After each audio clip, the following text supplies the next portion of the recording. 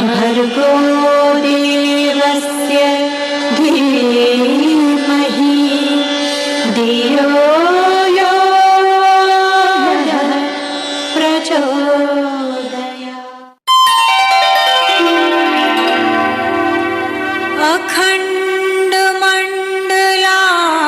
अखण्डमण्डलाकारं व्याप्तं येन चराचरं तत्पदं दर्शितं येन तस्मै श्री गुरुवे।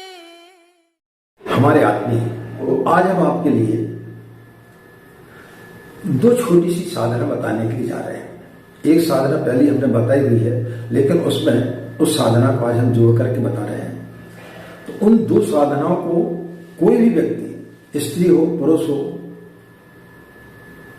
विद्यार्थी हो, वृद्ध हो, विधवा बहनें हो, जो भी व्यक्ति हमारे इस वीडियो को सुन करके यदि उस साधना को प्रारंभ करेगा, तो हम आपको दावे के साथ कह सकते हैं कि कुछ ही समय के पश्चात उनके अंदर आमूल-चूल परिवर्तन आना प्रारंभ हो जाएगा और उनके जीवन में चली आ रही समस्याओं का समाधान होते हुए चला जाएगा। आज हम आपको उन दो साधनाओं के बारे में बताने के लिए जा रहे हैं, और यदि आपको इससे लाभ होता है तो इस वीडियो को आप अधिक से अधिक लोगों को शेयर करें, ताकि वो लोग भी इसका लाभ ले सकें। गायत्री महामंत्र।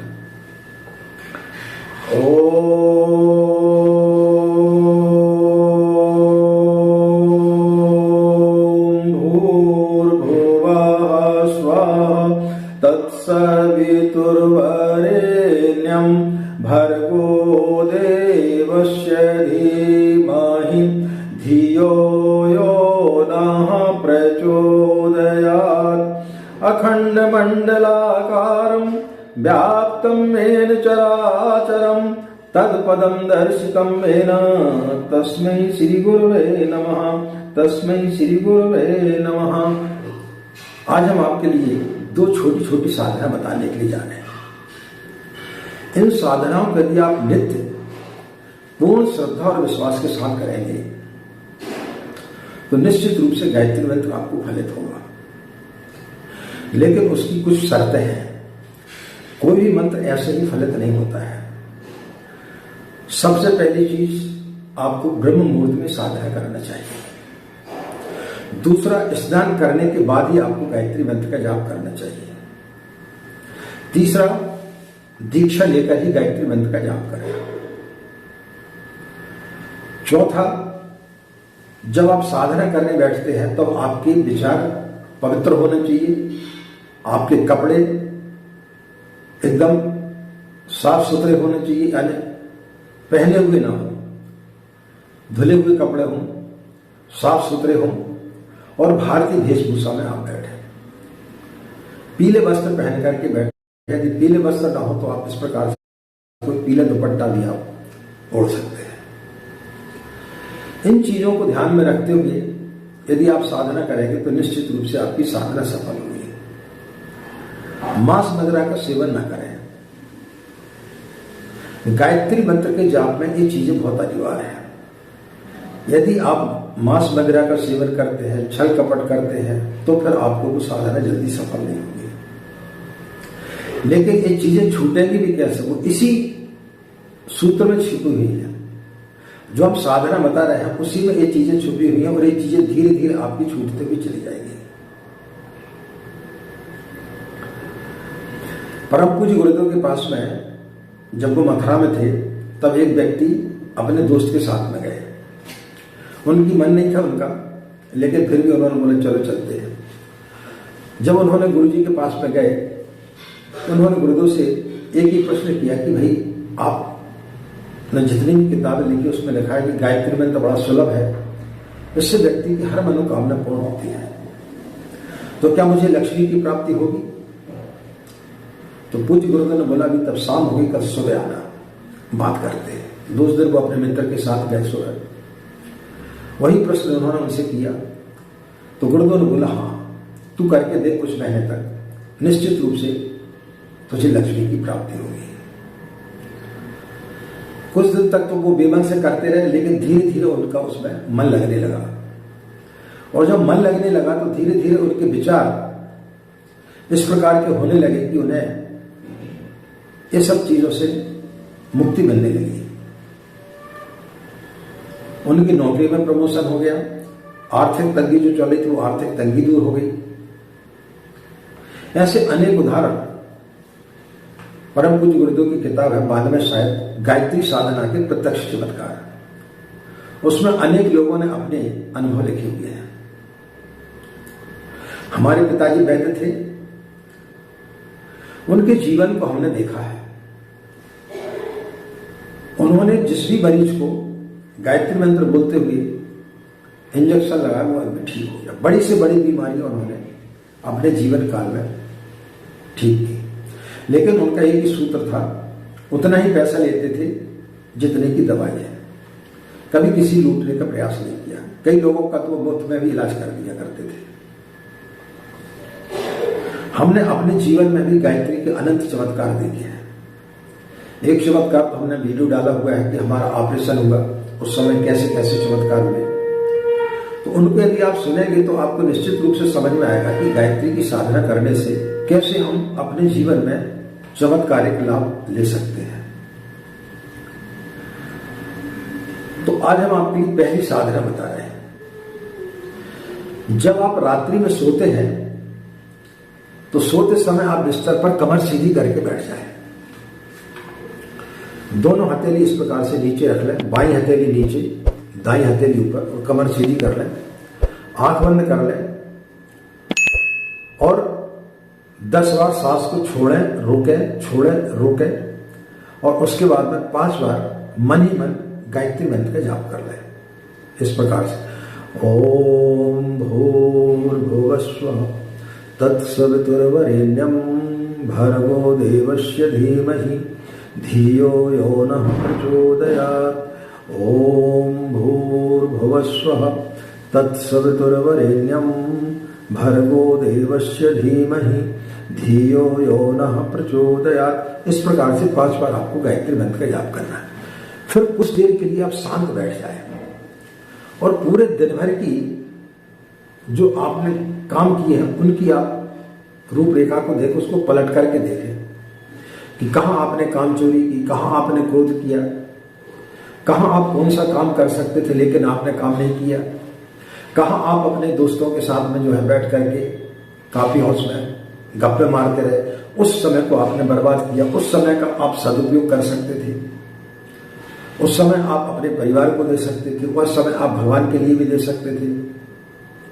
तो उसका चिंतन करें कि आपने दिन भर में क्या पाया और क्या खोया।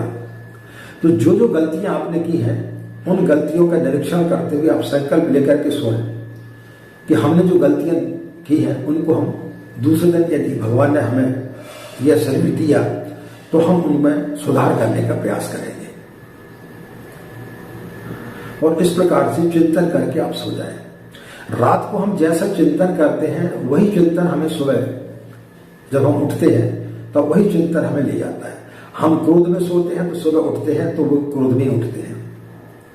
हम ईर्ष्या में, वासनाओं में, जिस प्रकार की चीजों में विरक्त होकर के सोते हैं उसी प्रकार के स्वप्न आते हैं और वही चीज पर हमें दूसरे दिन भी उसी चीज में ले जाती है। तो दूसरे दिन जब आप सुबह सो करके उठते हैं तो जैसे आपकी नींद खुलती है बिस्तर पर फिर बैठ जाए कमर सीधी करके और उसी क्रिया को आप दोबारा दोहराएं। 5-10 मिनट आप सांस को छोड़ें, रोकें और 5 बार गायत्री मंत्र का जाप करें मन ही मन। और उसके पश्चात जो है फिर आप दिन भर की रूपरेखा बनाएं कि आपने दिन भर जो काम, पिछले दिन जो आपने काम किया था, जो गलत काम किए थे, जो आपसे गलतियां हो गई थी, उनमें आप सुधार करेंगे। और वर्तमान में जीना सीखें कि भगवान ने सिर्फ आज का ही दिन हमें दिया है, तो इस दिन को हम शानदार कैसे बनाएं। और फिर उसके बाद में पृथ्वी माता के चरण स्पर्श करके आप स्नान आदि करने के बाद में फिर आप साधना करने के लिए बैठे। तो इस साधना को जिस दिन आप प्रारंभ करना चालू कर देंगे तो कुछ ही दिनों में आप देखेंगे कि आपके अंदर की विकृतियां धीरे धीरे दूर होती हुई चली जा रही है। आप किसी प्रकार के व्यसन कर रहे हैं, आपके अंदर क्रोध है, ईर्ष्या है, लोभ है, ये सारी चीजें धीरे धीरे नष्ट होती हुई चली जाएगी। ये हुई पहली साधना, जिसका नाम गुरुदेव ने आत्मबोध तत्वबोध की साधना बताया है। तो इस साधना को आप करें।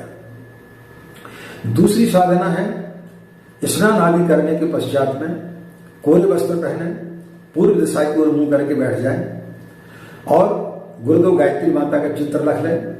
षटकर्म करें। षटकर्म में आपका पवित्रीकरण आ जाता है, आचमन आ जाता है, शिखाबंधन, प्राणायाम, न्यास, पृथ्वी पूजन, ये सब करने के बाद में आप जो है गुरुदेव गायत्री माता का आह्वान करें।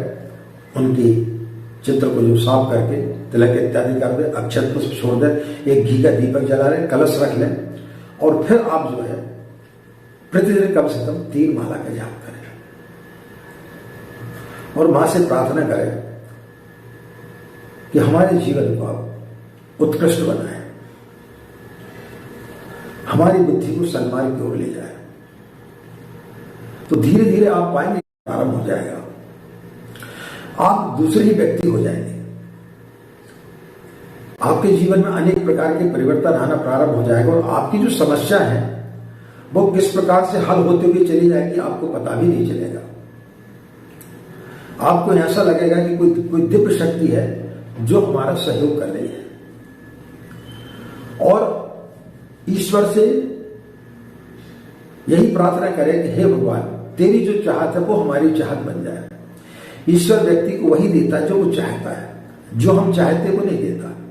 इसलिए अपनी चाहत को ईश्वर के ऊपर छोड़ दें कि तो जो चाहता है वो हमें मंजूर है। तो मित्रों, निश्चित रूप से 2-3 महीने के अंदर ही आप पाएंगे कि आपके अंदर अमूलचूल परिवर्तन आना प्रारंभ हो गया और गायत्री मंत्र आपको इस तरीके से फलित होना प्रारंभ हो जाएगा जिसकी आपने कभी कल्पना नहीं की होगी। तो 2 सूत्र हमने 2 विधि आपको साधना की बताई। बस इन छोटी विधियों को यदि आप अपने जीवन में अपनाएंगे, बस जो हमने आपको सावधानियां बताई हैं उनको आपको जरूर पालन करना है। तो उनको यदि आप पालन करते हुए गायत्री मंत्र का जाप करेंगे तो 100% गारंटी है कि आपको साधना फलित होगी, इसमें कहीं कोई दो राय नहीं है। जैसे ही उस व्यक्ति को गुरुदेव ने दूसरे दिन बोला था कि यदि तुझे लक्ष्मी की प्राप्ति नहीं होती है तो तू जब तक तेरी नौकरी नहीं लगती उतने समय तक का तू मेरे से तनख्वाह ले जाना। तो हम भी गुरुदेव के माध्यम से आपको आश्वासन देते हैं कि यदि आपकी गायत्री की साधना फलित ना हो तो आप हमसे शिकायत कर सकते हैं कि आपने आचार्य जी बात कैसे बताई, हमें तो साधना फलित ही नहीं हो रही। 100% आपको लाभ होगा, इसमें किसी प्रकार का कोई भी संदेह आपको नहीं करना चाहिए। आज की बात समाप्त करते हैं। आप सभी के अंदर बैठे परमात्मा को हमारा प्रणाम, हमें आज्ञा दें। नमस्कार, ओम शांति।